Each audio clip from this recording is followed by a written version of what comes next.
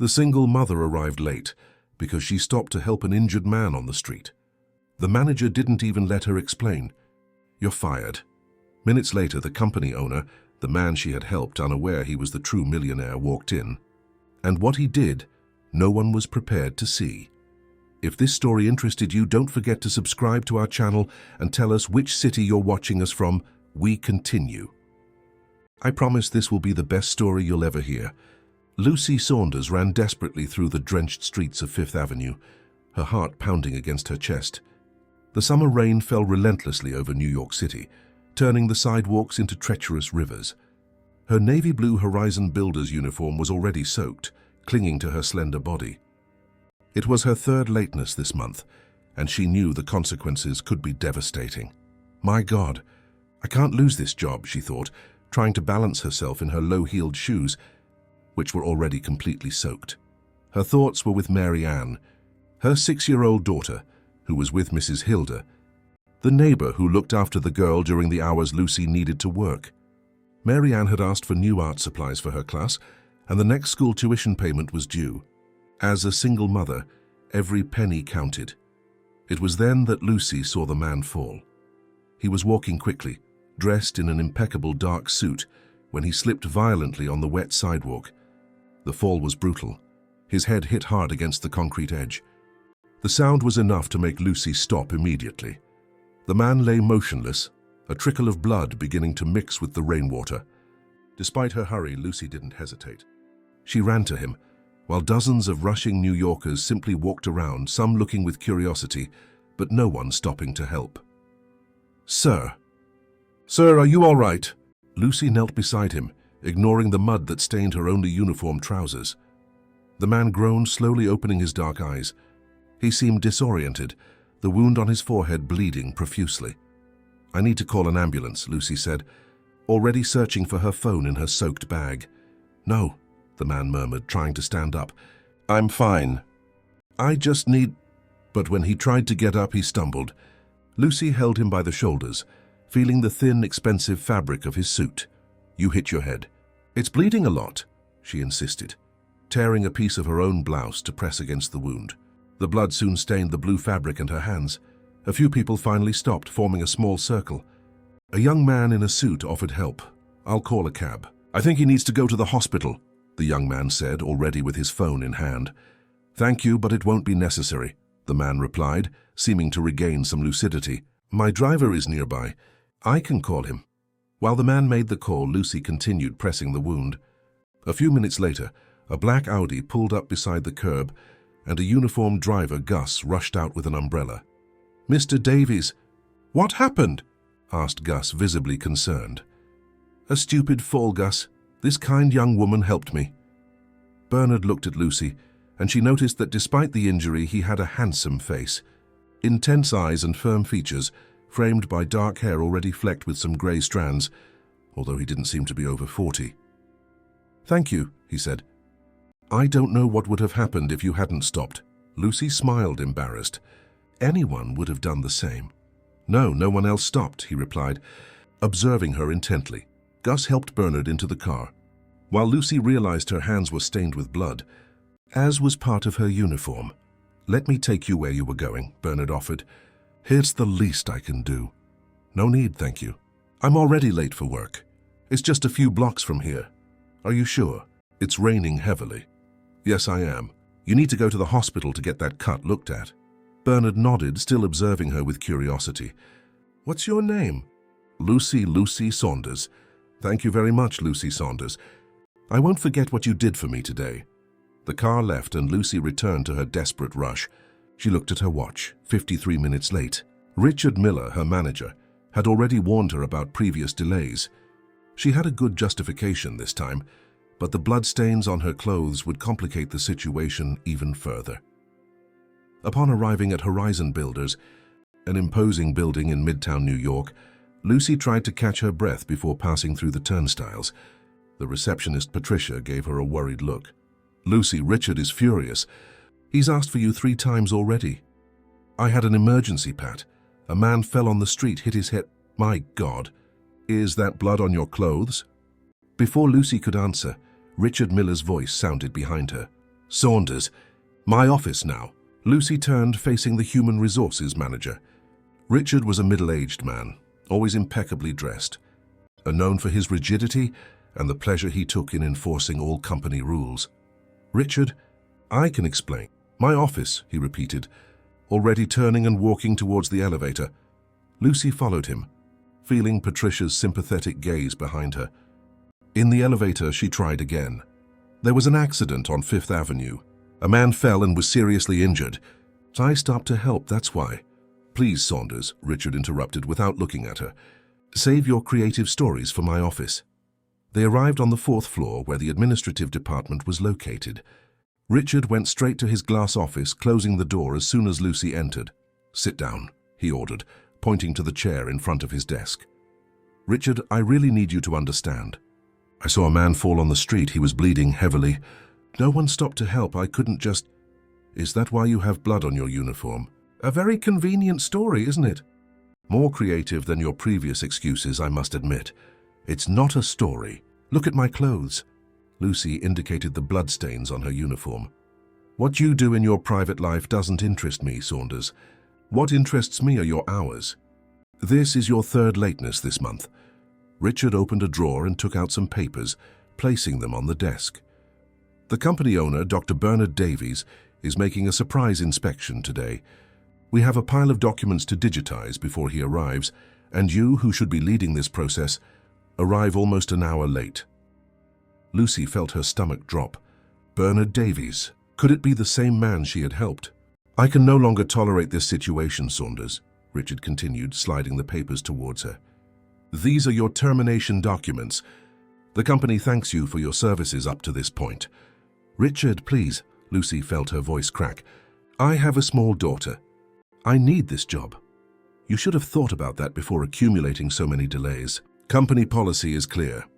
With trembling hands, Lucy took the pen Richard offered. Her world was falling apart. How would she pay the rent?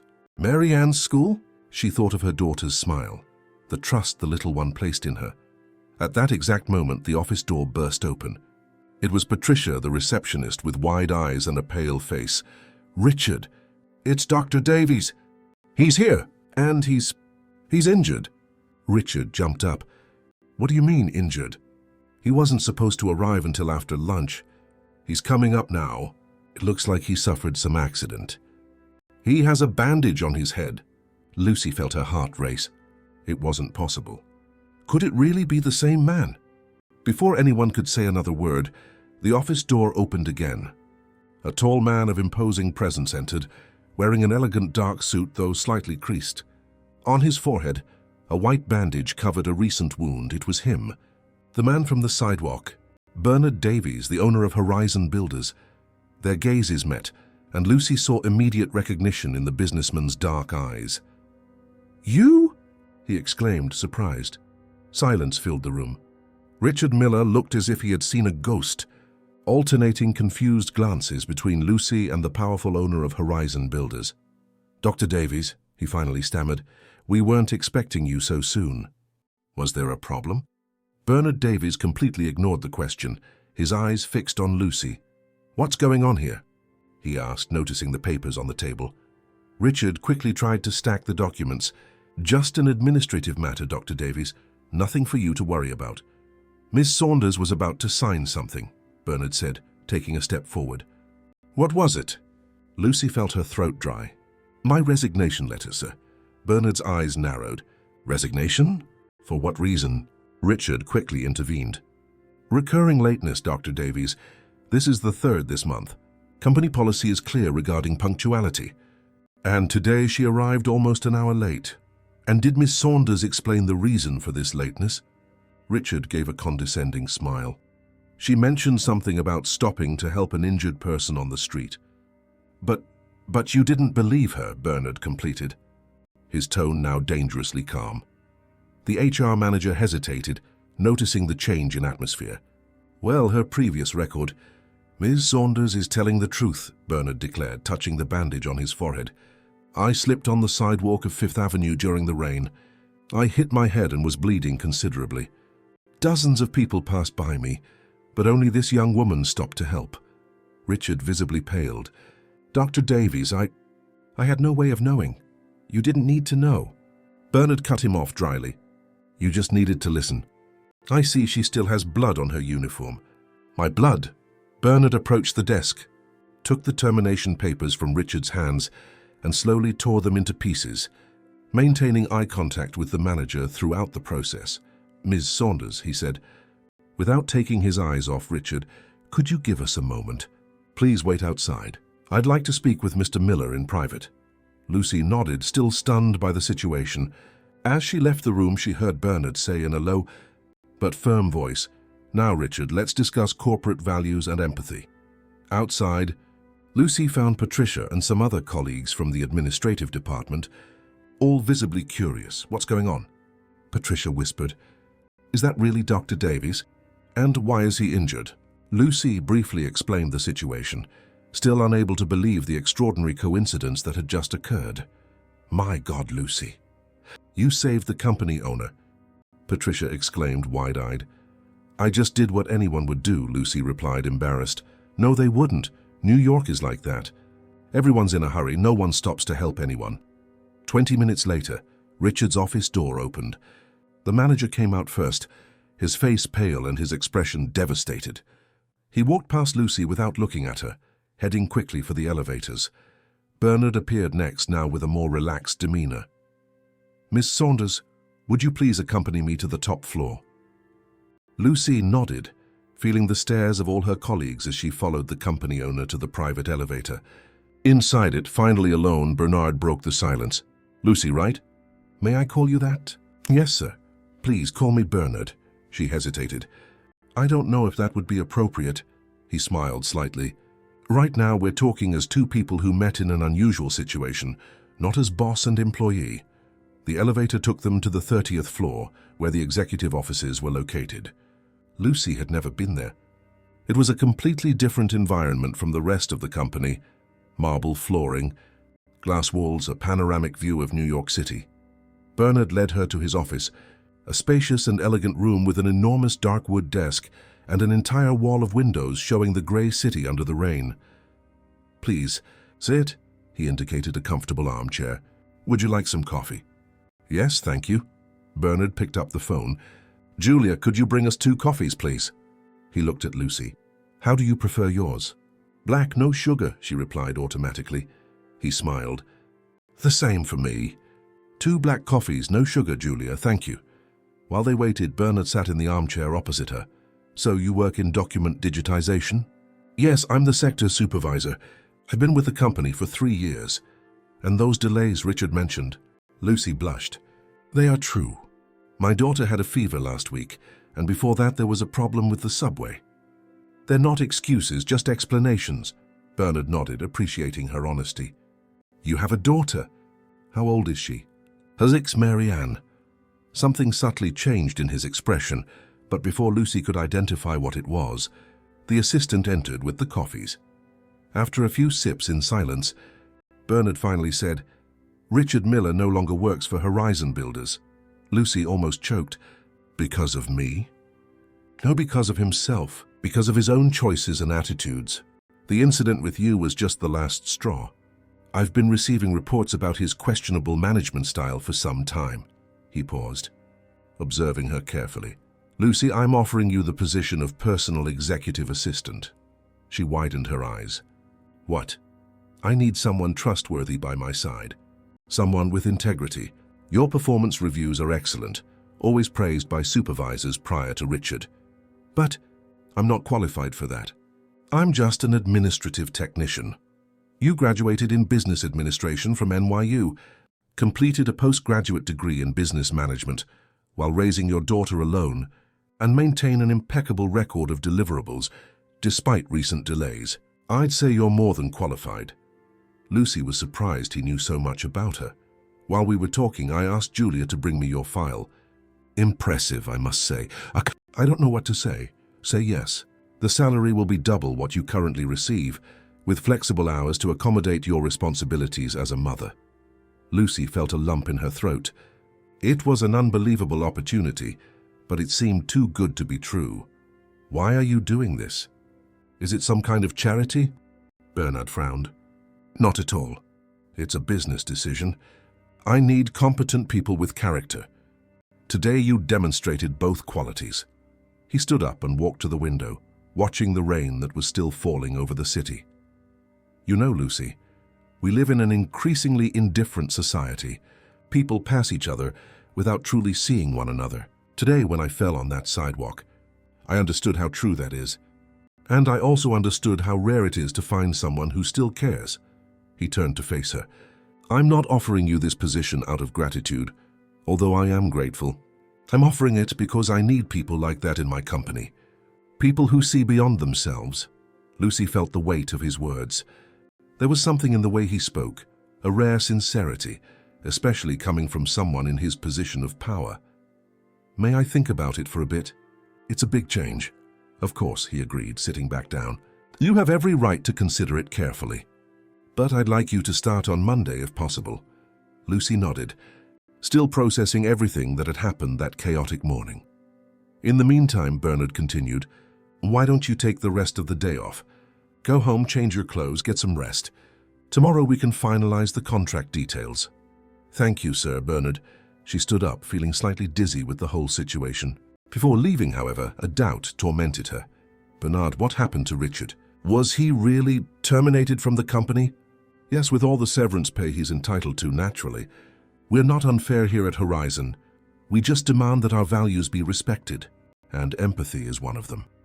As she left the imposing building of the construction company, the rain had let up.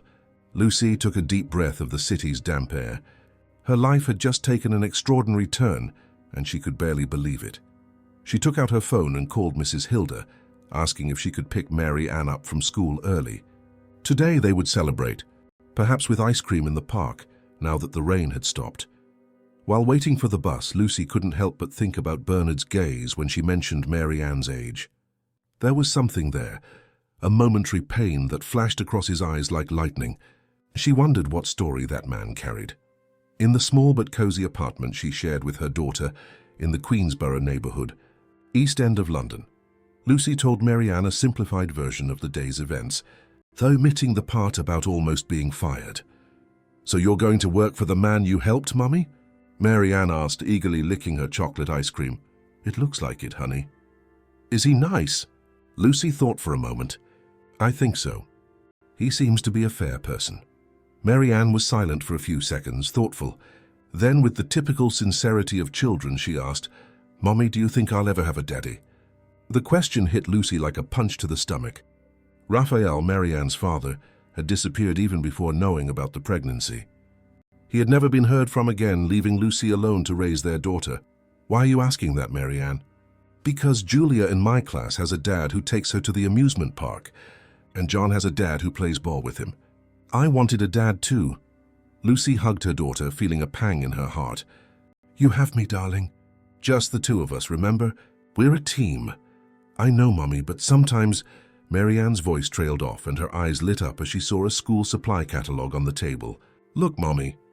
It's the paint set I told you about. Can I have one of these? Lucy looked at the price and felt a knot in her stomach. It was too expensive for her current budget. But with the new salary... You know what, Mary Ann? I think now we can buy you that art set. The girl's eyes widened with joy.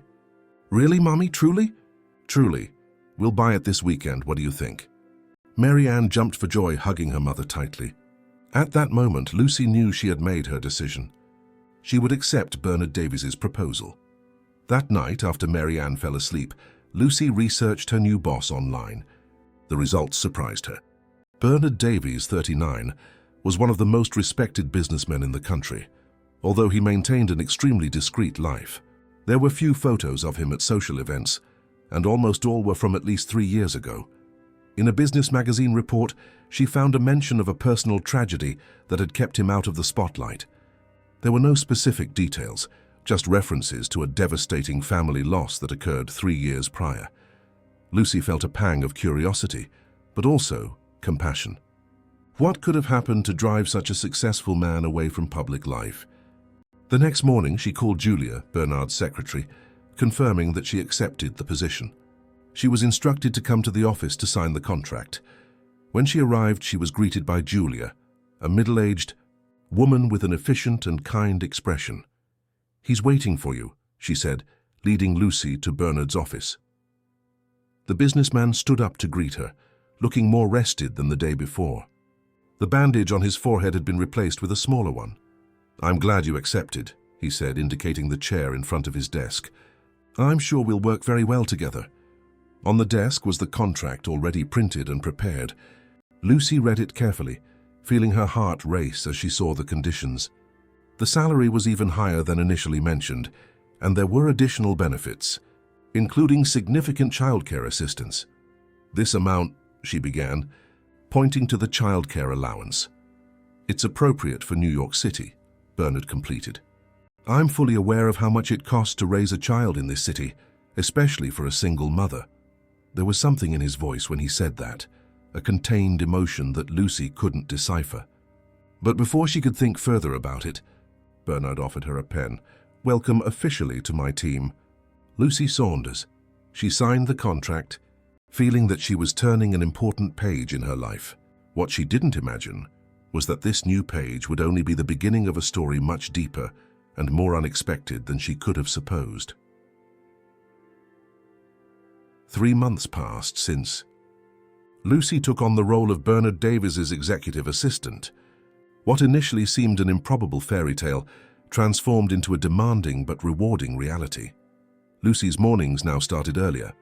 At 6 o'clock, she was already up, preparing breakfast for Mary Ann while mentally organizing the day's tasks. At 7:30, she dropped her daughter off at the private school where she had managed to enroll her thanks to her new salary. And at 8:15, she was already in the office on the 30th floor of Horizon Builders, always before Bernard. On that sunny spring Thursday, Lucy was organizing the day's agenda when Bernard emerged from the elevator, impeccably dressed as always, carrying 2 cups of coffee. "Good morning, Lucy," he smiled, using the nickname he had adopted in recent weeks. "Black coffee, no sugar, just how you like it." "Thank you, Bernard," she replied, accepting the coffee. It was a small ritual he had recently started, bringing coffee for both of them upon arrival, even though she always left a fresh cup waiting for him in his office. "How is Mary Ann?" he asked, leaning against her desk. "Excited about the school trip to the Metropolitan Museum of Art. She hasn't stopped talking about it all week." Bernard smiled. "Children that age have such contagious enthusiasm, don't they? Everything is a grand adventure." There was a nostalgia in his voice that Lucy had noticed other times when he spoke about children. In those moments, his gaze seemed to travel far away, as if visiting memories kept in some secret place. "The meeting with the Chinese investors is confirmed for 10, she said, returning to professional matters. "And Dr. Oliver called earlier, said the acquisition documents for Southern Builders are ready for review." "Excellent. Before that, I need you to help me with the presentation for the afternoon meeting. I have some changes in mind." The two entered Bernard's spacious office and soon were immersed in work. In recent months, they had developed an impressive synchronicity. Lucy had quickly learned to anticipate Bernard's needs, and he had come to trust her with increasingly important decisions. "Have you noticed how Bernard has changed since you arrived?" Julia commented during lunch in the executive dining room. "What do you mean?" Lucy asked, biting her sandwich. "He's different. More present, more alive," the older secretary explained. "For the past 3 years, he was practically a ghost around here. He did what was necessary, of course. The company kept growing, but he seemed to merely exist, not live. Now he smiles. I even heard him laughing the other day." Lucy felt a blush rise to her face. "I don't think that has anything to do with me. Maybe he's just getting over whatever happened." Julia gave an enigmatic smile. "Perhaps. Or perhaps it has everything to do with you." "Julia, please. It's a professional relationship." Of course," the older woman agreed without seeming convinced. "I'm just saying you brought something back to his life. And that's good to see." Back at work, Lucy tried to push the conversation from her mind, but Julia's words echoed. It was true that in recent weeks, the relationship between her and Bernard had grown closer. He consulted her on important decisions, listened to her opinions, and occasionally they shared working lunches that extended into personal conversations. Bernard was an intelligent, cultured man and, despite his position of power, surprisingly humble in many aspects. The more she got to know him, the more Lucy admired his integrity and worldview. And yes, she had to admit, she had also noticed the change in him. The austere and reserved man of the first days gradually gave way to someone more relaxed, more open. Sometimes, she caught him looking at her with an expression she couldn't quite decipher, something between admiration and a distant melancholy. In those moments, her heart beat a little faster, and she had to remind herself that they were just boss and employee. In the late afternoon, after a successful meeting with the investors, Bernard called her to his office. "We need to talk about next week's charity dinner," he said, sitting on the sofa instead of the chair behind the desk, a sign that the conversation would be more informal. "The Rebuild Institute dinner, right? I've already confirmed your presence and prepared the notes for your speech." "It's not about that," he hesitated, seeming unusually nervous. "I'd like you to accompany me to the dinner." Lucy blinked, surprised. "As your assistant, you mean? To take notes or—" "Not as my assistant," Bernard interrupted softly. "As my personal guest." The silence that followed seemed palpable. Lucy felt her face warm. I don't know if that would be appropriate," she finally replied. "Because of the comments in the company?" he asked directly. So he had noticed too. In recent weeks, Lucy had noticed the glances and whispers when she and Bernard passed each other in the corridors. Speculations about the nature of their relationship had intensified, especially after he started bringing her coffee every morning. "Partially," she admitted. "People talk. People always talk, Lucy. The question is, does it bother you?" She considered the question for a moment. "I don't want people to think I got this position for other reasons," Bernard sighed. "I understand your concern, but I want you to know that my invitation has nothing to do with our professional roles. In fact," he hesitated again, something rare for a man usually so confident, "I've been thinking about this for some time. I enjoy your company, Lucy, and I thought it would be nice to have an evening away from the office context." Her heart raced. Was this really happening? Bernard Davies, one of New York City's most powerful businessmen, was inviting her on a date. "You don't have to answer now," he quickly added, noticing her hesitation. "Think about it." "I'll think about it," she promised. As she was leaving, he called her again. "Oh, and Lucy, if you decide to accept, consider buying a new dress for the occasion, as a bonus for your excellent work these past few months." She was about to protest, but something in his gaze stopped her. It wasn't condescension or ostentation, just a genuine desire to please her. "Thank you. I'll consider that too." On her way home inside the crowded subway, Lucy couldn't stop thinking about the invitation. It was undeniable that she felt something for Bernard, an attraction that went beyond professional admiration. But there were so many complications. He was her boss, came from a completely different world than hers, and there was that mysterious melancholy that sometimes overtook him. That night, after putting Mary Ann to sleep, Lucy allowed herself to do something she had avoided for weeks: research Bernard's past more deeply. The first searches brought up the information she already knew: his business trajectory, the awards and recognitions, the growth of Horizon Builders under his leadership. But after a few pages, she found a news item that made her heart clench. Businessman Bernard Davies loses wife and daughter in tragic accident on Interstate 95. The report, from 3 years ago, recounted how the car in which Bernard, his wife Caroline, and their 5-year-old daughter Sophia were traveling had suffered a serious accident after a truck lost control on a curve. Caroline and Sophia did not survive their injuries. Bernard, the sole survivor, spent 2 weeks hospitalized in serious condition. The pieces began to fit together. The sadness in Bernard's eyes when he spoke about children, his reaction when Lucy mentioned that Mary Ann was 6 years old, his withdrawal from public life mentioned in previous reports, and now this apparent re-engagement with the world, which Julia attributed to Lucy's arrival. She felt tears in her eyes. What immense pain he must have carried alone all these years. To lose his wife and daughter at once and almost lose his own life. The next day, when Bernard arrived with the 2 usual coffees, Lucy greeted him with a different smile, warmer, more understanding. "Good morning," she said, accepting the coffee. "About the charity dinner." "I would love to accompany you." His face lit up in a way she had never seen before. For a moment, All his usual melancholy disappeared, replaced by a genuine joy that made her heart leap. "Great. I'm very happy you accepted. But I have one condition," she added. "What would that be?" "We'll go as two friends enjoying a pleasant evening." "No expectations, no complications." Bernard nodded. But there was something in his eyes, a small but undeniable flame, that said it might already be too late to avoid complications. Agreed. Friends. In the days that followed, Lucy noticed subtle changes in Bernard's behavior. He seemed lighter, more animated. He made a point of having lunch with her daily, and their conversations extended more and more into personal territory. On the Saturday before the dinner, Lucy took Marianne to the mall to buy the dress she would wear. After many try-ons and sincere opinions from her daughter, "That looks like a princess dress, Mummy," or "That's too boring, it looks like work clothes," she decided on an elegant navy blue dress that, according to the saleswoman, enhanced her brown eyes and olive skin. It was more expensive than any piece of clothing she had ever bought, but Bernard had insisted on the bonus, and she decided that for the first time in years, she could afford this luxury. "Are you in love with your boss, Mummy?" Marianne asked abruptly as they ate ice cream after shopping. Lucy almost choked.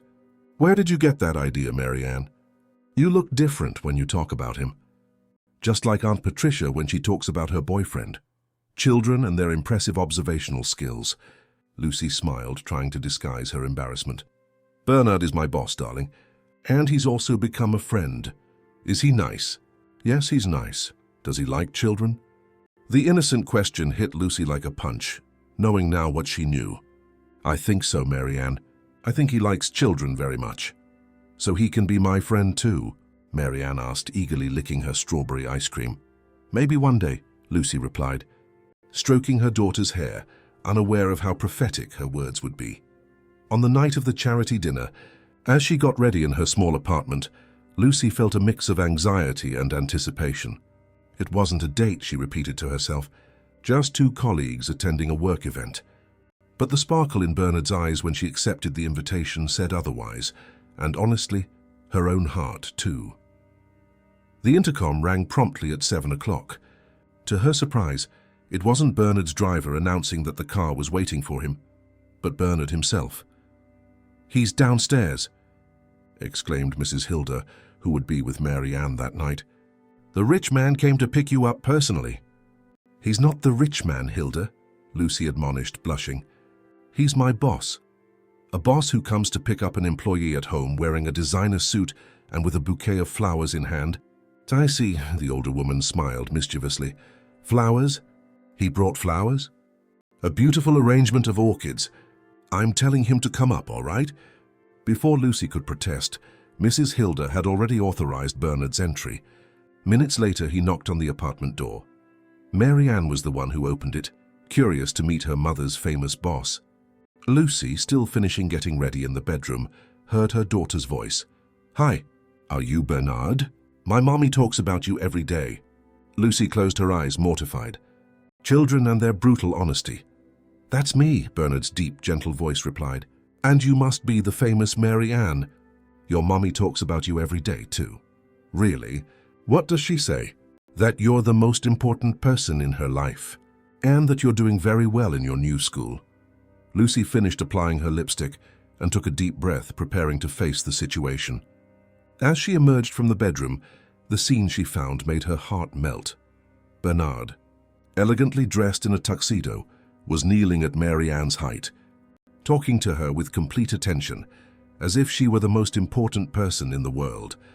Upon seeing her, he stood up and his eyes widened slightly. "You look stunning," he said with a sincerity that made her cheeks burn. "Thank you," Lucy replied, noticing how extraordinarily handsome he also looked in his impeccably tailored tuxedo. "I brought something for you," Bernard said, handing her the bouquet of white orchids. "And this is for you, Marianne," he added, taking a small box from his pocket. The girl opened it, delighted, finding a delicate bracelet with small, colorful charms. "Wow, it's beautiful." "Look, Mommy.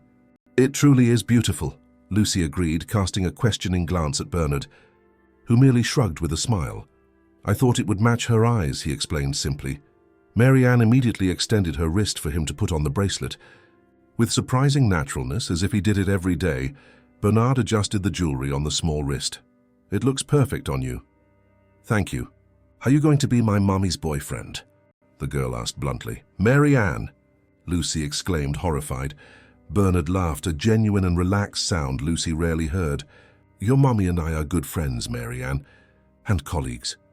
"My mommy looks very pretty today," Mary Ann continued, ignoring her mother's embarrassment. "Doesn't she?" "Undoubtedly," Bernard agreed, looking into Lucy's eyes. "The most beautiful woman I've ever seen." The moment was interrupted by Mrs. Hilda, who entered the room carrying a pitcher of juice. "Aren't you going to be late for that dinner?" she asked with a knowing smile. Bernard checked his watch. "Indeed, we should go." "Dinner starts at 8. Lucy hugged and kissed her daughter, giving Mrs. Hilda the last recommendations, and then followed Bernard to the elevator. "I'm sorry about that," she said as soon as the door closed. "Mary Ann sometimes has no filter." "That's exactly how children should be," he replied with a gentle smile. Sincere, spontaneous. "Your daughter is adorable, Lucy. Exactly as you described." On the ground floor, Lucy expected to find the usual company car with a driver, but instead, there was only an elegant silver Audi sports car. "I dismissed the driver today," Bernard explained, opening the passenger door for her. "I hope you don't mind." "Of course not," she replied, sitting in the luxurious car. As they drove through the illuminated streets of New York City, Lucy noticed they weren't following the route to the hotel where the charity dinner was to take place. "I think we're going the wrong way," she commented. Confused, Bernard smiled somewhat mysteriously. "Actually, there's been a slight change of plans." "Change of plans?" Lucy asked, feeling a mix of curiosity and apprehension. "I've already made the donation to the Rebuild Institute," Bernard explained, skillfully maneuvering the car through the streets of New York City. "In fact, I doubled the amount I initially intended to donate. But the dinner? Your speech." Bernard cast her a sideways glance, a half smile on his lips. "Julia will send our apologies. I told her I had an urgent and unavoidable engagement." "And what would that engagement be?" "Dinner with you. In a place where we can truly talk, without hundreds of people watching our every move." Lucy didn't know whether to be flattered or concerned. She had mentally prepared for the charity dinner, a public event with many people around, where their interaction would necessarily be formal and restrained. This change of plans led her into unknown territory. "Where are we going?" she asked, noticing they had taken the direction of the Upper West Side. "It's a surprise. I hope you like it."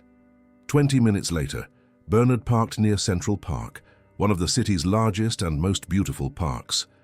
To Lucy's surprise, he didn't lead her to any of the sophisticated restaurants nearby, but rather to a side entrance of the park itself. "Doesn't the park close at 10? she asked, confused. "Normally, yes," he replied with a mysterious smile. "But sometimes there are exceptions." At the entrance, a security guard, Anthony, was waiting for them. Upon seeing Bernard, he merely nodded respectfully and opened a small gate. "Good evening." "Dr. Davies, everything is prepared as requested." "Thank you." "Anthony."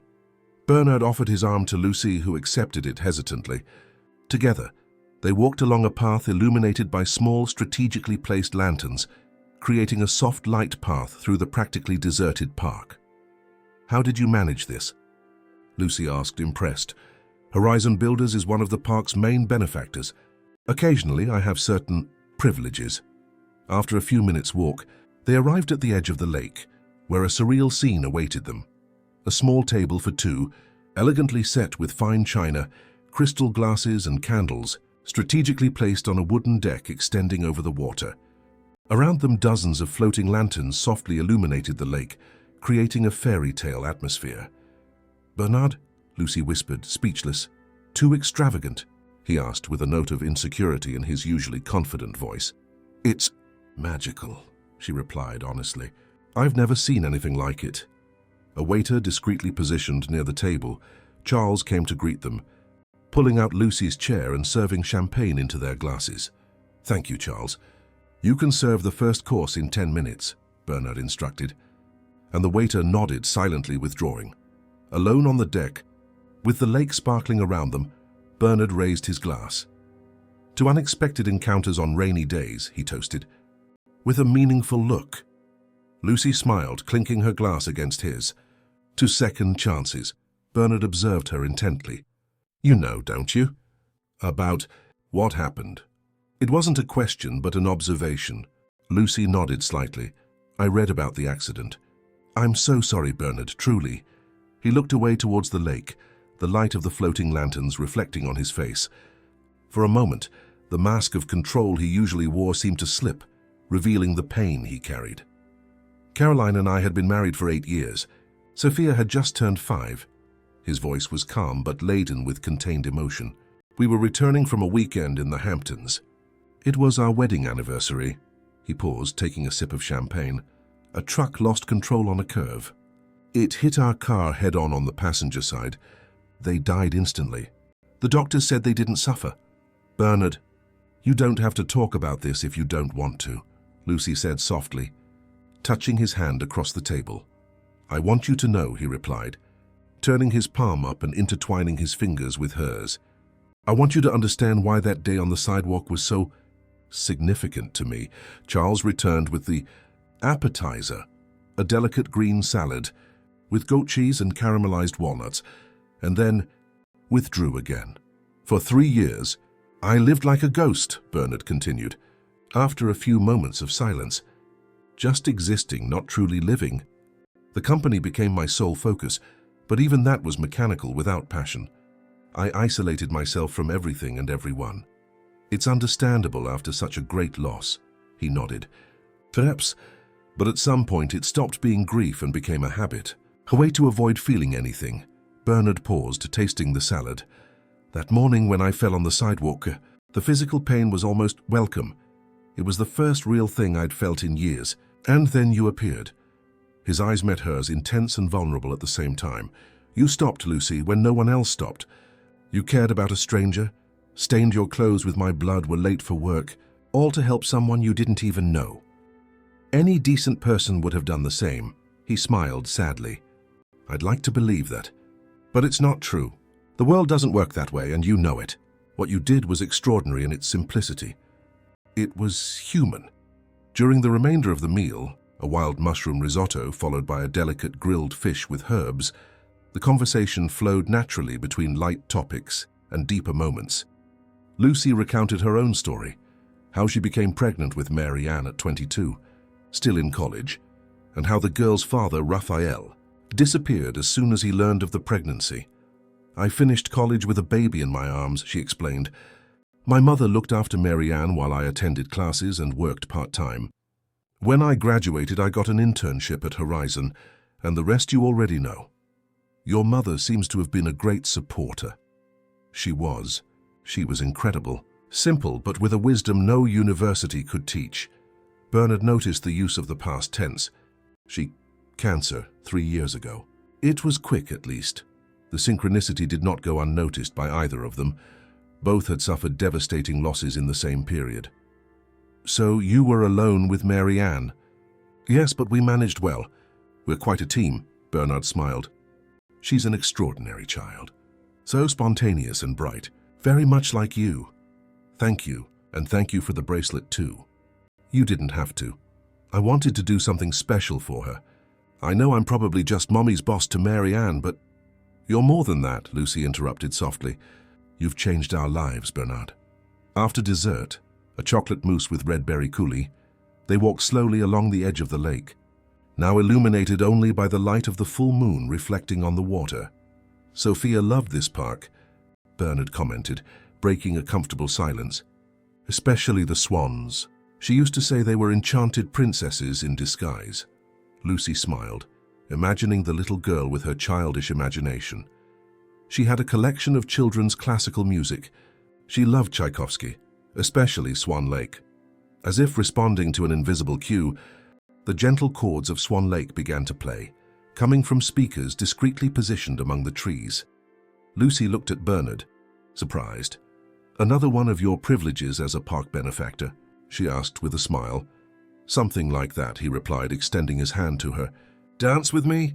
Under the moonlight, with classical music in the background and the lake shimmering around them, they danced slowly. Lucy's body fit perfectly in Bernard's arms. as if they had been made for that moment. "I know I promised we'd just be friends tonight," he murmured close to her ear, "but I'm finding it hard to keep that promise." Lucy felt a shiver run down her spine. "Me too." Bernard pulled back slightly to look into her eyes, his hands still firmly on her waist. "This scares me, Lucy, what I'm feeling. I thought I'd never be able to again." "I know," she whispered. "It scares me too. I'm afraid I'm confusing things, of idealizing you as some kind of savior. And I'm afraid I'm getting involved with my boss out of gratitude or admiration." He smiled sadly. "We're a complicated pair, aren't we?" "Extremely." The music built to an emotional crescendo and their gazes locked. Slowly, Bernard leaned in, giving her all the time in the world to pull back if she wanted. She didn't pull back. The kiss was soft, hesitant at first, as if both were testing unknown ground. But it soon deepened, laden with repressed emotions and long-dormant desires. When they finally separated, breathless, Bernard rested his forehead against hers. "This complicates everything," he murmured. "Completely," she agreed, but there was a smile on her lips. Back in the car, the silence between them was comfortable, laden with possibilities. Bernard drove back to Lucy's apartment, parking in front of the modest building. "I'd like to invite you in, but," she began. "Mary Ann and Mrs. Hilda," he completed, understanding. "Don't worry. This evening has already been more perfect than I could have imagined." He got out of the car and walked around to open her door. A chivalrous gesture Lucy had already noticed was natural for him. "I have something for you," Bernard said, taking a small velvet box from the inside pocket of his jacket. Lucy looked at the box with apprehension. "Bernard, I can't accept expensive jewelry. It's nothing extravagant, I promise, and it has a special meaning for me." She opened the box, revealing a delicate necklace with a single light blue oval-shaped crystal, hanging from a silver chain. "It was my grandmother's," Bernard explained. "It passed to my mother and then to me. It should have gone to Sophia one day." Lucy felt the emotional weight of the gift. "Bernard, I can't accept something so meaningful. It should stay in your family. Don't you understand?" "That's exactly why I want you to have it." His eyes were intense, almost pleading. "This necklace represents continuity, hope. For 3 years it stayed in a drawer, a symbol of everything I lost. Now I want it to be a symbol of a new beginning." With gentle hands, he took the necklace from the box. Lucy turned, allowing him to place it around her neck. The crystal rested perfectly on her collarbone, as if it had been made for her. "Caroline would have liked you," Bernard said softly, adjusting the clasp. "She valued honesty and strength above all else. You have both in abundance." Lucy turned to face him, touching the crystal with her fingers. "Thank you. I'll take good care of it." "I know you will." They looked at each other for a long moment, aware that they were crossing an important threshold. "I'm scared, Bernard," Lucy finally admitted. "Not just for myself, but for Mary Ann. She's already getting attached to you. If this doesn't work out..." "I'm scared too," he confessed. "I didn't imagine I'd be able to feel this again for anyone. I didn't think I'd be allowed to." "Allowed. To be happy again. To move forward." Lucy touched his face gently. "You deserve to be happy, Bernard. Caroline and Sophia wouldn't want you to spend the rest of your life alone. And you deserve someone without so much emotional baggage," he replied, with a sad smile. "Someone simple, uncomplicated." "I think I'm past the phase of looking for uncomplicated," she smiled. "Besides, we all have our baggage. Some are just heavier than others." He took her hand and kissed it softly. "One step at a time." "One step at a time," she agreed. They kissed again, a kiss full of promises and possibilities. "Thank you for stopping on that sidewalk," Bernard whispered against her lips. "Thank you for falling," she replied with a smile. Upon entering the apartment, Lucy found Mrs. Hilda asleep on the sofa, the TV on at a low volume. The elderly woman woke up upon hearing the door. "What time is it?" she asked drowsily. "Almost midnight, Hilda. Sorry about the hour." The old woman observed Lucy carefully, noticing the sparkle in her eyes and the necklace around her neck. "I see you had a good night," Lucy blushed. "It was good special." "He seems like a good man," Mrs. Hilda commented, picking up her bag. "And mind you, I have a good eye for character. I helped raise 3 daughters, and now I have 7 grandchildren. I know a decent man when I see one. It's complicated, Hilda. Life is complicated, my dear. But sometimes the best things come from the most improbable beginnings. The elderly woman patted Lucy's arm. Mary Ann slept like an angel. She didn't stop showing me the bracelet all night. After Mrs. Hilda left, Lucy went to her daughter's room. Mary Ann was sleeping soundly, the bracelet she had received from Bernard still on her wrist. Lucy adjusted the blanket over the girl and kissed her forehead. "I love you more than anything, little one," she whispered. "I promise I'll always think of you first." Back in her room, Lucy took off her dress and got ready for bed. Before putting away the necklace, she held the crystal between her fingers, watching how it caught the light from the bedside lamp. "A symbol of a new beginning," he had said, and perhaps that was exactly what both of them needed, a new beginning. The following Monday, upon arriving at the office, Lucy felt an anticipatory tension. What would it be like to see Bernard again after that night? Would there be awkwardness, regret? To her surprise, when he arrived, bringing the two usual coffees, everything seemed incredibly natural. There was a new sparkle in his eyes, a lightness in his movements that she had never seen before. "Good morning," he said, handing her the coffee. "You're wearing the necklace." Lucy touched the crystal instinctively. "Yes, it's very special to me." The morning passed normally with meetings and phone calls. To any external observer, nothing seemed different between the boss and his assistant, but there were small moments, glances exchanged during meetings, fingers that touched when passing documents, shared smiles that held secrets. At the end of the day, when the office was practically empty, Bernard called Lucy to his office. "I have a proposal for you," he said as soon as she sat down. "It's about Mary Ann." "About Mary Ann?" Lucy asked, suddenly apprehensive. When it came to her daughter, her protective instinct immediately activated. Bernard noticed her tension and smiled reassuringly. "Nothing to worry about. In fact, I think you'll like the idea." He stood up and walked to the window, watching the sunset that painted the New York City sky in shades of orange and red. Next Saturday is the annual Arts Festival at Prospect Park. There are exhibitions, musical performances, workshops for children. I thought Mary Ann might like to go. She mentioned an interest in art, didn't she? Lucy relaxed, smiling. "Yes, she loves to draw and paint. In fact, she's been talking a lot about that art supply kit I bought her. So what do you think? A day at the park? The three of us together?" The proposal hung in the air, laden with meaning. It wasn't just an invitation for an outing.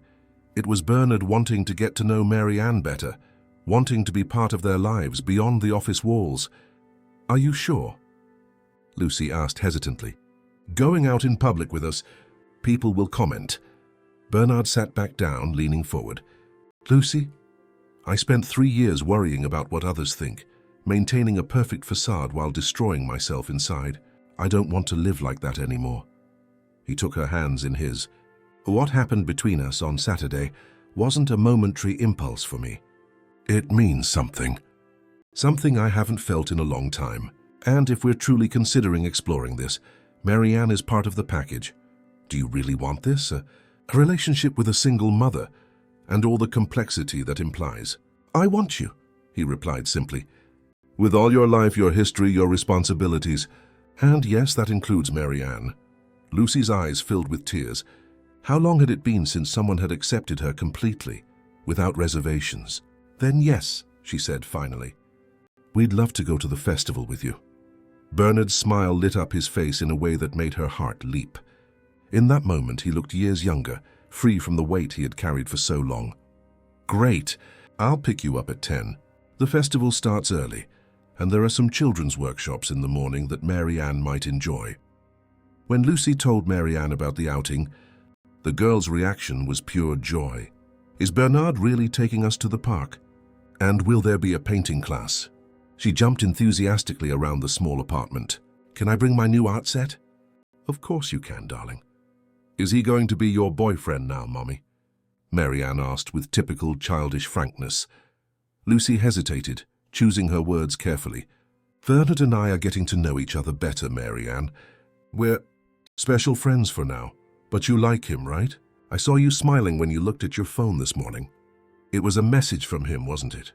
Lucy smiled, defeated by her daughter's perceptiveness. Indeed, Bernard had sent her a message early that morning, wishing her a good day and saying he already missed her. Yes, it was him.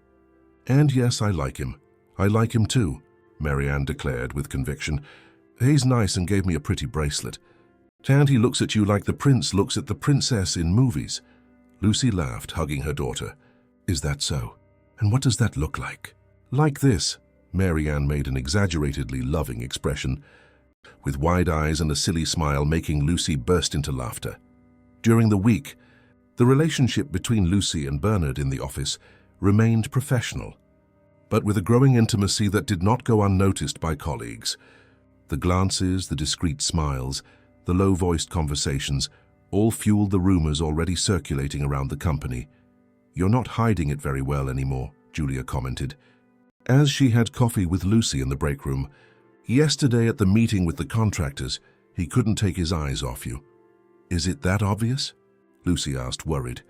For someone who's known Bernard for years like me, yes. He's different, more alive, and that's a wonderful thing to see. We're taking things slowly, Julia. There's a lot at stake. I know that, dear. Just don't let fear prevent something potentially extraordinary. On Thursday, Bernard invited Lucy to lunch at a small Italian restaurant near the office.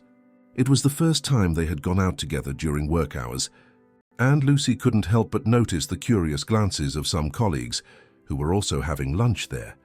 This will fuel the rumors, she commented, as they savored a delicious homemade pasta. Let them talk, Bernard replied, unconcerned. The truth is, we're not doing anything wrong. We're two single adults. But you're still my boss. Technically, yes. But you know as well as I do that your work speaks for itself. No one who knows you would question your competence or integrity. He paused, taking a sip of wine. Also, I've been thinking about this. Perhaps we can reorganize the department structure. You could be promoted to associate director, reporting directly to the board, not to me. Lucy's eyes widened. Bernard, that would be a huge career leap.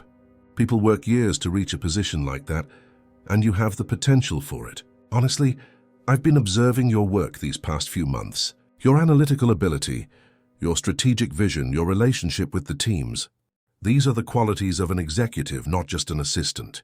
He leaned forward, his eyes shining with sincerity. I'm not offering this as a personal favor.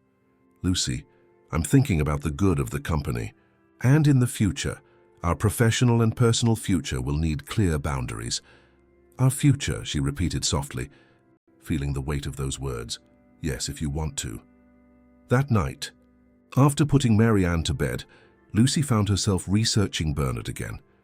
This time she wasn't looking for information about his past, but about his present, about Horizon Builders and its impact on the community. What she discovered impressed her even more. Under Bernard's discreet leadership, the company had become one of the pioneers in sustainable construction in the US, implementing green technologies and socially responsible practices. The Rebuild Institute, mentioned that first night, was just one of many social initiatives supported by the construction company. In a recent article, Bernard was quoted speaking about the importance of corporate social responsibility. We build buildings, but our true mission is to build communities. Every project should improve the lives of the people who live around it. When Saturday finally arrived, Lucy woke up to Marianne's stir, who was already up at 6 in the morning, eager for the outing. Mommy, what clothes should I wear? Can I bring my new art set? Will Bernard like my drawing? Lucy laughed, hugging her daughter still in her pajamas. Calm down, little one. We still have 4 hours until he arrives, and I'm sure he'll love your drawing.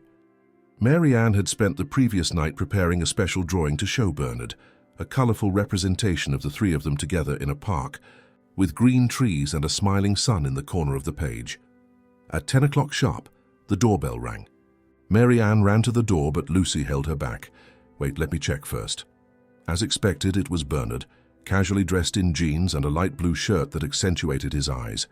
He looked younger and more relaxed than Lucy had ever seen him in the office. Good morning, he smiled, extending a small bouquet of sunflowers to Lucy. I thought they matched the sunny day. They're beautiful. Thank you, she replied, accepting the flowers. Before she could invite him in, Marianne escaped her grasp and ran to the door. Bernard! The girl exclaimed, radiant. I made a drawing for you. Want to see it? Of course I do, he replied with genuine enthusiasm. entering the apartment and kneeling to be at the child's height. Marianne ran to get the drawing, while Lucy took the opportunity to put the flowers in a vase. "You didn't have to bring flowers," she commented. "I wanted to," he replied simply. "Besides, I read somewhere that it's polite to bring a gift when you visit someone for the first time." "Well, technically you've been here before." "Yes, but that night I barely made it past the door. Today I feel like an official guest." Lucy smiled, appreciating his perspective. It was evident that he was making an effort to do everything right, to build something meaningful not only with her, but also with Mary Ann. "Look." Mary Ann ran back, extending the drawing to Bernard. "It's us at the park. That's you, that's Mommy, and that's me." Bernard examined the drawing seriously, as if he were evaluating a masterpiece in a museum. "Mary Ann, this is extraordinary," he declared, seeming genuinely impressed. "You have a natural talent for colors and proportion. I especially like how you captured your mother's smile." The girl swelled with pride. "I can draw you alone later if you want. I'd love that." "In fact," he took a small package from his pocket, "I brought something that might help." Mary Ann opened the package, revealing a set of professional colored pencils, the kind Lucy could never have afforded with her previous budget. "Wow, these are real artist's pencils," exclaimed the girl, amazed. Lucy cast a warning glance at Bernard. He shrugged with an apologetic smile. "I couldn't resist." Prospect Park was vibrant that Saturday morning. The Arts Festival occupied a large part of its expanse, with colorful tents housing exhibitions, workshops, and performances. Children ran everywhere, and the aroma of food from various food trucks perfumed the air. To Lucy's surprise, Bernard seemed completely at ease in that relaxed and familiar environment. Away from the office's formality, he revealed a playful and spontaneous side she barely knew. "Look, Mary Ann, a watercolor painting workshop." He pointed to a colorful tent where several children gathered around tables. Mary Ann jumped with excitement. "Can we go, can we?" "Of course," Lucy smiled, happy with her daughter's enthusiasm. During the workshop, Lucy watched enchanted as Bernard sat patiently beside Mary Ann, helping her mix colors and apply the technique the instructor taught. There was a naturalness in his interaction with the girl, as if he had always been a part of their lives. At one point, he looked up and caught Lucy observing them. The smile they exchanged held a silent promise of possibilities. After the workshop, they walked through the park, stopping to watch an outdoor classical music performance. Mary Ann, tired from the intense activity, sat on Bernard's lap unceremoniously, resting her head on his chest. He wrapped a protective arm around her, while his other hand found Lucy's on the grass. "This is perfect," he whispered, gently squeezing her hand. And it truly was.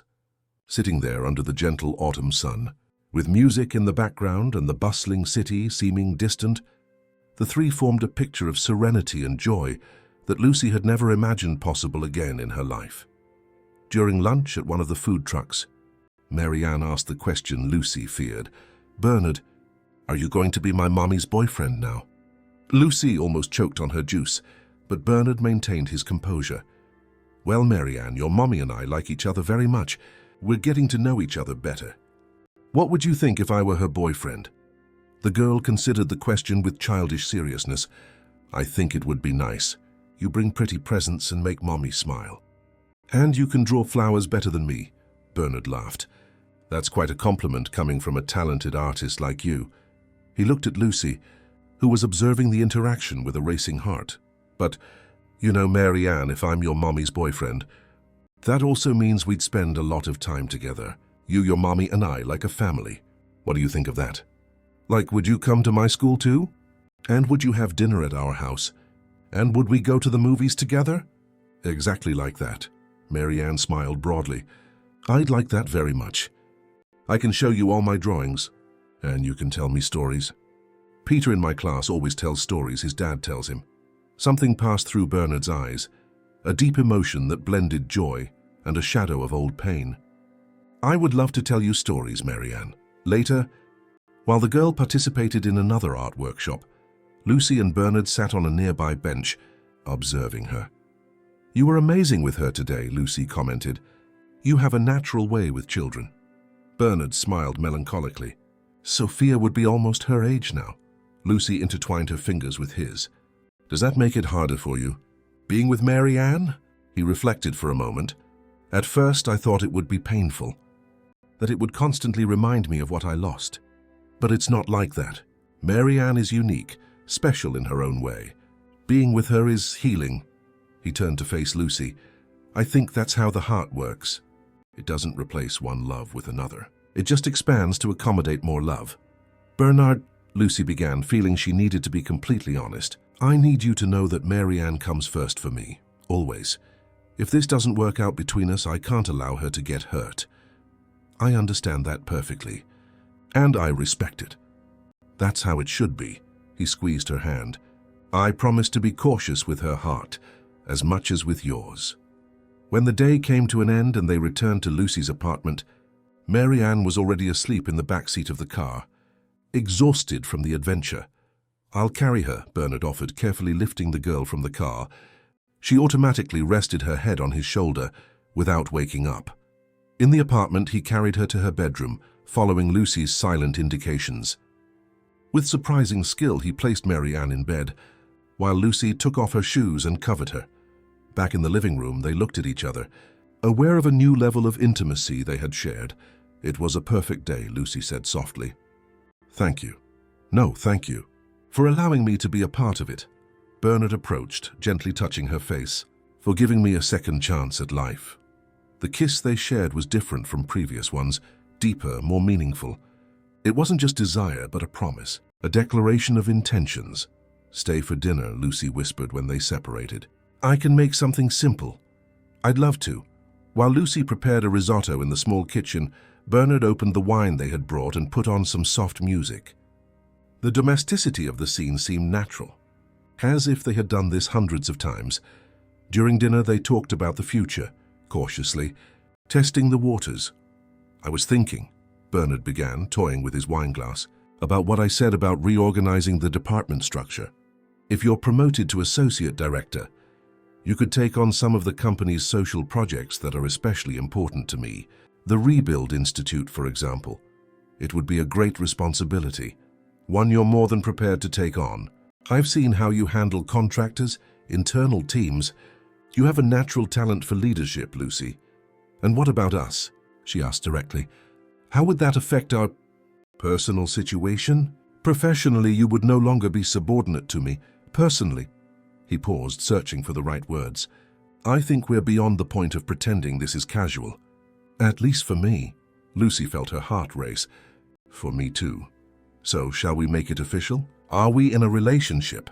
She smiled, feeling a wave of happiness she hadn't experienced in years. We are. Later, after dinner, they sat on the small living room sofa, Lucy nestled in Bernard's arms, both lost in thoughts about the future that was beginning to unfold. I have a proposal for the two of you, he finally said. Next long weekend, I'd like to take you to see my beach house on Martha's Vineyard. It's a special place for me, and I'd like to share it with you. Lucy lifted her face to look at him. Are you sure? It seems like a big step. I'm ready if you are, he replied, kissing her forehead. One step at a time, remember? The following Monday, when Lucy arrived at the office, she found an official memo on her desk. It was a communication from the board announcing her promotion to Associate Director of Social Projects, effective immediately. Before she could react, Julia entered her office with a knowing smile. Almost ready for paradise? The older secretary asked, with a knowing smile. I just need to finish these reports and I'll officially be on vacation, Lucy smiled. Bernard is so excited he can barely concentrate in meetings, Julia commented, sitting in the chair opposite Lucy's desk. I've never seen him like this, you know. Not even in the times before the accident. What was he like? Before, I mean. Julia pondered for a moment. Dedicated, brilliant, always proper and kind. But there was a reserve in him, as if he always kept a part of himself guarded, even with Caroline. She paused meaningfully. With you, it's different. He's completely present, vulnerable even. Lucy felt touched by the comment.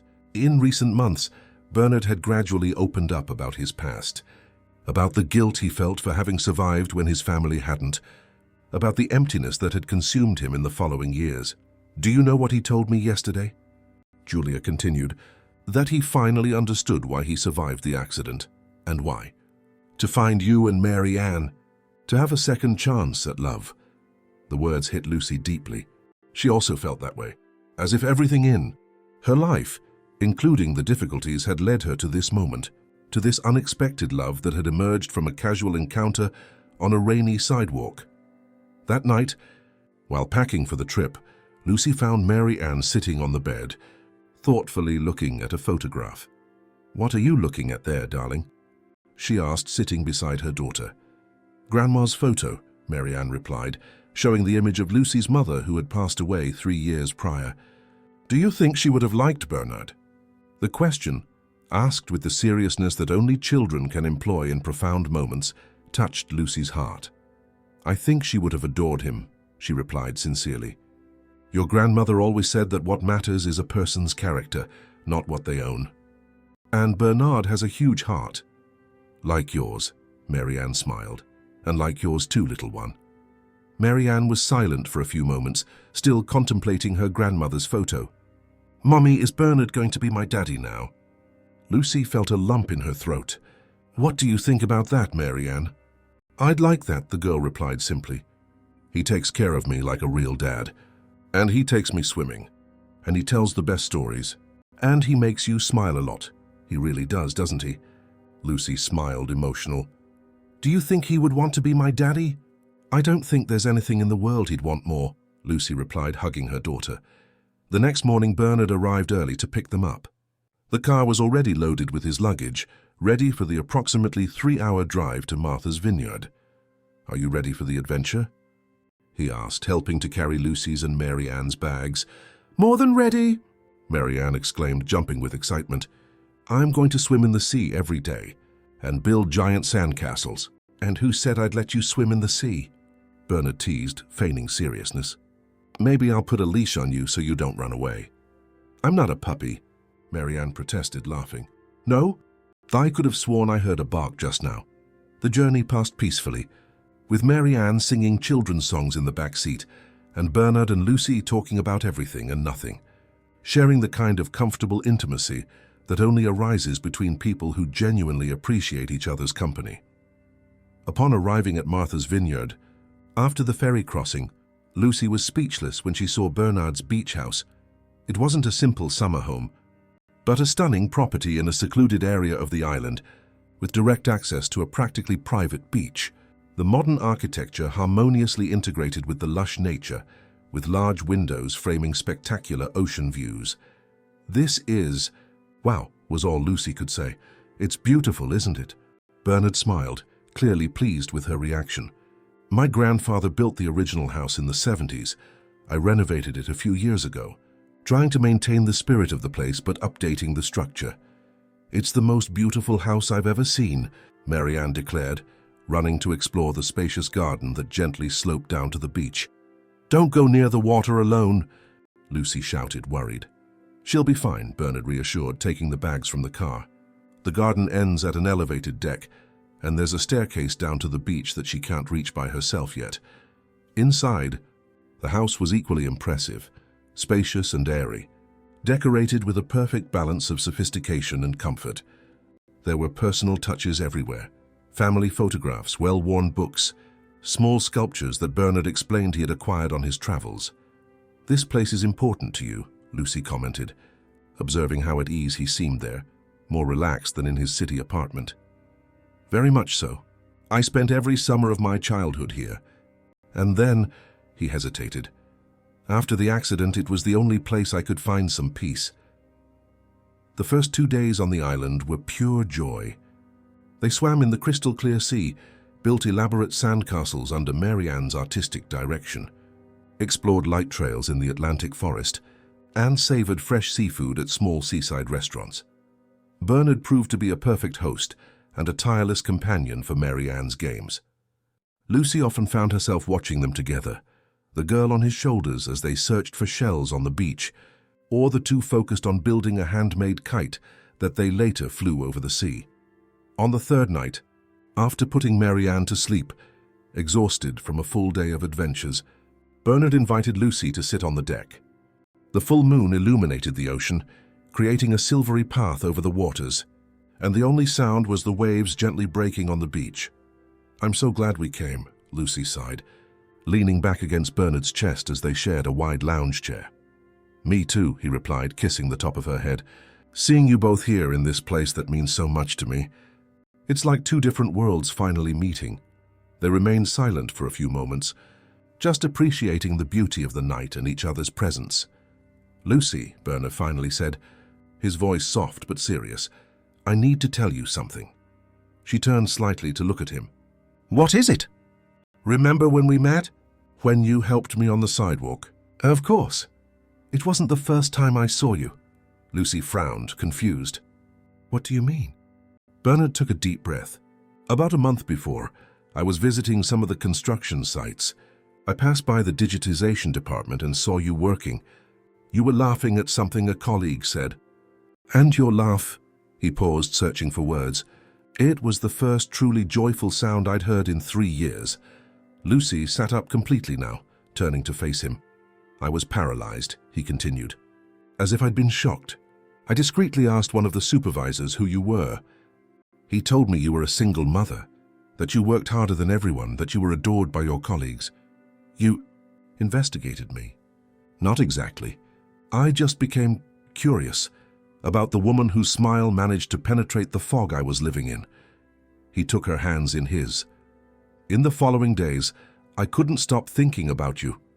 I asked HR for your file, read about your history with the company. Impressive, I must say. I thought about calling you for an interview, offering a promotion, any excuse to get to know you. But you didn't. No, it seemed manipulative, unethical. So I decided to let it go. Convinced myself it was just a passing attraction that I would soon forget. And then we met on the sidewalk," Lucy completed, beginning to understand. "Yes, when I opened my eyes and saw that it was you who was helping me, it seemed almost mystical. As if fate had intervened where I had hesitated." Lucy absorbed this revelation, trying to process what it meant. "So, when you offered me the assistant job, it was completely genuine," Bernard hastened to assure her. "Based on your merit, your record, and yes, the character you demonstrated by helping me. I would never have put you in a position for which you weren't qualified. And everything that happened afterward, us, Lucy," he held her face in his hands, "every moment between us was real. Every feeling, every word. I just didn't tell you about seeing you before because, well, it seemed strange. Like admitting I had noticed you from afar, that I had asked about you." She studied him intently, searching for any sign of dishonesty in his eyes. She found none. "I'm telling you now because I don't want any secrets between us," he continued, "especially if we're going to take the next step. Build a life together." Lucy felt the weight of those words. Build a life together. That's what they were doing, wasn't it? Step by step, day by day, building something real and lasting from a casual encounter on a wet sidewalk. Or perhaps not as casual as she had thought. "I'm upset you didn't tell me sooner," she admitted, "but I understand why you didn't. Forgive me." She smiled slightly. "There's really nothing to forgive. I'm just processing that our chance encounter had a bit more destiny to it than I imagined." Bernard visibly relaxed, relieved. Then, to Lucy's surprise, he got up from the lounge chair and knelt in front of her. "What are you doing?" she asked, feeling her heart race. "Something I've been planning for weeks, but which feels even more right after this conversation." He took a small velvet box from his pocket, and Lucy felt her breath catch. "Lucy Saunders," Bernard began, his voice firm despite the visible emotion in his eyes. "You completely changed my life. You brought me back into the light when I was lost in darkness. You showed me that it's possible to love again, to dream again, to live fully again." He opened the box, revealing a delicate ring with a single diamond. "I want to build a life with you and Mary Ann. I want to be by your side every step of the way. I want to be a father to her, a partner to you, a family for both of you." He took a deep breath. "Lucy, would you do me the honor of marrying me?" Tears streamed freely down Lucy's face. It was so much more than she had ever dreamed possible when she struggled alone to raise her daughter, when she faced work delays and insensitive bosses, when life seemed a constant battle. "Yes," she whispered, then louder. "Yes, Bernard." Yes. He slid the ring onto her finger, a perfect fit, and stood up to kiss her. The kiss tasted of tears and promises, of endings and new beginnings. There's one more thing, he said when they finally separated. If you agree, of course. What? I'd like to adopt Mary Ann legally so that she can be my daughter in every sense, not just in my heart. Lucy felt new tears forming. You really want that? More than anything. She's already my daughter, Lucy. All that's missing is the paper that confirms it. At that moment, as if summoned by the conversation, a small figure appeared at the door leading to the deck. Mommy? Bernard. It was Mary Ann rubbing her sleepy eyes. I can't sleep. Bernard smiled at Lucy, then turned to the girl. Come here, little artist. Mary Ann ran to him and he picked her up and sat her between them on the lounge chair. The girl immediately noticed the ring on her mother's finger, which glittered under the moonlight. What a pretty ring, Mommy. Is it new? It is, darling, Lucy smiled. Bernard just asked me to marry him. Mary Ann's eyes widened. Really? Does that mean he's going to live with us? Actually, Bernard gently intervened, it means you two would come live with me. In a bigger house, where you would have your own bedroom and even a special space for your artwork. Like a real art studio, the girl asked, excited. Exactly like a real art studio. Mary Ann seemed to consider the information seriously. And you would be my daddy. Bernard looked at Lucy, who nodded encouragingly. If you want to, Mary Ann, I would love to be your daddy. In fact, I'd like to officially adopt you so you can be my daughter forever. The girl was silent for a moment, processing. Then, to both their surprise, her eyes filled with tears. What's wrong, darling? Lucy asked, concerned. It's just, Mary Ann sobbed, it's all I've ever wanted. A real dad. And a complete family. Bernard hugged her, also emotional. I promise to be the best daddy I can be, Mary Ann. I'll love and protect you forever. Like you protect Mommy? The girl asked through tears. Exactly like that. Mary Ann looked at her mother, then at Bernard, then at the starry sky above them. Is Grandma watching us now? Does she know we're going to be a family? Lucy felt her heart clench at the innocent question. I'm sure she is, my love, and I bet she's very, very happy for us. The three embraced under the starry sky, the sound of the waves as a soundtrack to that perfect moment. A newly formed family, built on losses and encounters, on pain and hope, on second chances and new beginnings. The next day, the last of their vacation on Martha's Vineyard, they celebrated their engagement with a picnic on the beach. Mary Ann insisted on drawing the moment, creating a colorful and slightly abstract representation of the three of them sitting on the sand, with a big red heart encompassing them. Our family, she explained, proud of her artwork. Bernard carefully put away the drawing, promising to frame it and hang it in a prominent place in their new shared home. While Mary Ann ran at the water's edge, chasing small crabs, Bernard and Lucy watched her, holding hands. I never imagined it would be possible to be so happy again, he confessed. Me neither, Lucy agreed. It's almost scary, isn't it? When happiness seems so complete, so perfect. It is, but I think we deserve this, all of us. After everything we've been through, she rested her head on his shoulder. You know what I like most about this whole story? What? That it started with a simple act of kindness. I just stopped to help someone in need. Bernard smiled, kissing her softly. And I just fell on the right sidewalk at the right time.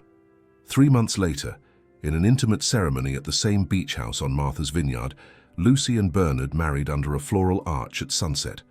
Mary Ann, as the chief bridesmaid, wore a light blue dress that matched the crystal Lucy still wore around her neck, a symbol of continuity and hope that now held even more meaning. During the ceremony, after exchanging vows, Bernard knelt to be at Mary Ann's height. I have a special vow for you too, he said, taking a small box from his pocket. Inside was a smaller version of Lucy's ring, but instead of a diamond it had a small blue stone, similar to the crystal Lucy wore. Mary Ann, I promise to be the best daddy I can be for you. I promise to support your dreams, listen to your stories, and always be by your side. I promise to love you unconditionally every day of my life. Emotional, the girl extended her small hand for him to place the ring. Then she threw her arms around his neck in a tight hug. There were no guests more emotional than Julia and Mrs. Hilda, who openly wept as they watched the small family formalize a union that, to all who knew them, seemed to be written in the stars. During the relaxed reception that followed, with soft music and delicious regional food, Patricia, now promoted to Lucy's assistant, approached the couple with a glass of champagne. "I knew from the start you two would end up like this," she declared with a satisfied smile. "From that first day when he brought you coffee," Lucy laughed,